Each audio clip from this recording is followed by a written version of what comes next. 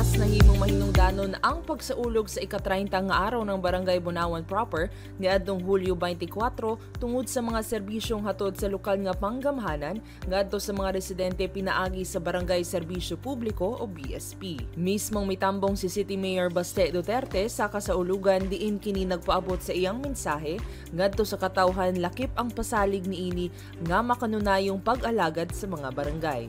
Dali ng problema kay aron ug magkayas barangay naamang ko nga mayor para mutaro nga ni sa mga problema nga tanan abot sa infrastructure, dalan, kanan, tulay, tanang infrastruktura, krimen, samok, panha nga videoke, tanan butang na maghatag ng samok kagubot sa inyong lugar.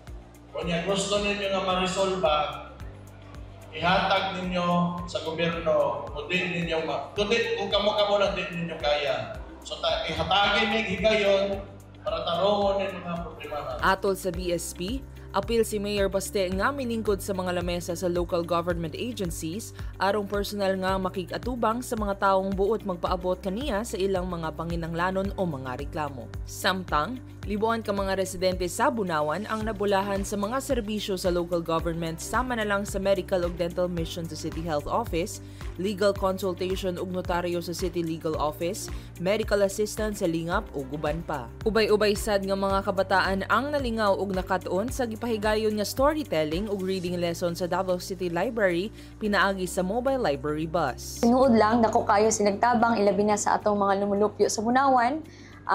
Sila naghatag yun og mas mapadaling serbisyo ug kaayusan aron sila matagaan og mga assistant pareha sa mga PSA ug LCR sabay sa ato ang kasalan ng bayan.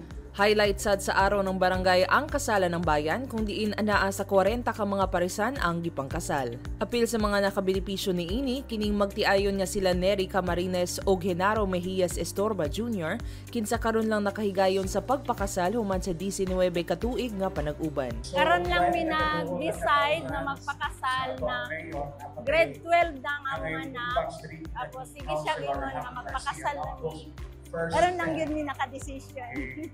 Salamat kay Mayor Baste tungod sa ani nga kasalan bayan kay dako po katapang para sa amo ang wala bitoy ikagasto sa kasalan. Sa inyong kinabuhi kanang di na gini kalalis nga true commitment na gyud sa inyo ang mga paris no kay ingon man nga magpakasal ni ka kay aron maligal wa may badakop ninyo kung di mo magpakasal pero karon diri kanang inyong commitment sa inyong paris. Ang kasalan ng bayan gipahigayon pinaagi sa paningkamot sa barangay sa Pakig Tinabangay sa local civil registrar sa syudad. Magpadayon ang Barangayan Serbisyo Publiko sa pagronda sa mga barangay nga usa ka pagtuman sa tahas ug saad sa lokal nga panggamhanan sa paghatod sa mga dekalidad nga serbisyo sa tanang Dabawenyo.